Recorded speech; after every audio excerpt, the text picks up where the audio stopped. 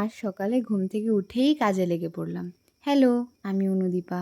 তো সকালে উঠে ফ্রেশ হয়ে প্রথমে একটু সবজি আনলাম, তারপর একটু ঘরের কাজ সেরে বসে বললাম রান্না করতে।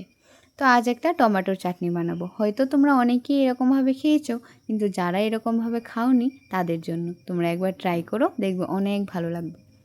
তো প্রথমেই আগে একটা প্যানে তেল দিয়ে তারপর রসুনগুলি হালকা একটু ভেজে নেব, তারপর টমেটোগুলি দিয়ে দেব। টমেটোগুলি উল্টে পাল্টে একটু নরম করে নেব। তোমরা চাইলে টমেটোগুলি একটু ঢাকা দিয়েও নরম করে নিতে পারো, মানে একটু সেদ্ধ সেদ্ধ টাইপের আর কি। তারপর মধ্যে আমি আবার একটু শুকনো লঙ্কাগুলিও পেস্ট করে নেব। তারপর একটা কড়াইতে তেল দিয়ে শুকনো লঙ্কা ফোড়নে দিয়ে পেঁয়াজগুলি তুলে দেব, যে পেঁয়াজগুলো আমি আগে কেটে রেখেছিলাম। তারপর পেঁয়াজগুলো দিয়ে সেগুলি তেলের সাথে মিশিয়ে নেব।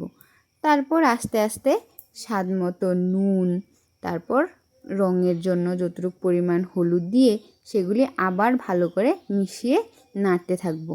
তারপর যেই মরিচগুলো আমি মিক্সিতে পেস্ট করে রেখেছিলাম সেগুলি দিয়ে দেব, কিন্তু হাত দিয়ে না, চামচ দিয়ে, না হলে হাত জ্বলবে, প্রচুর জ্বলবে।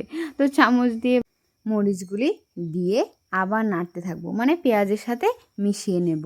নিয়ে সেগুলি লাড়তে লাড়তে একটু টান হয়ে আসলে এই টমেটোগুলি, যেগুলি একটু সেদ্ধ মতো করে রেখেছিলাম, মানে উল্টে পাল্টে একটু ভাজার মতো করে রেখেছিলাম, সেগুলি পেঁয়াজের সাথে দিয়ে মিশিয়ে নেব, ভালো করে মিশিয়ে নেব।